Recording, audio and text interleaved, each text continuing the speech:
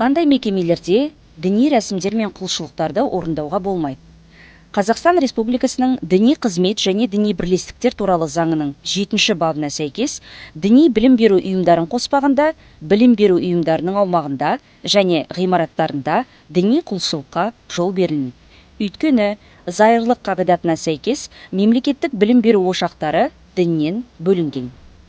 Алайда, медреселер, христиандық семинариялар секілді діни білім беру ұйымдарында діни құлшылықтар мен жораларды өткізуге рұқсат етіледі. Сонымен қатар, қарулы күштердің, әскери құрылымдардың, сот және құқық қорғау органдарының қоғамдық қауіпсіздікті қамтамасыз ету мен жеке тұлғалардың өмірі мен денсаулығын қорғаумен байланысты басқа да қызметтерге қатысты жерлерде діни ғибадаттар мен рәсімдерді жүргізуге тыйым салынған.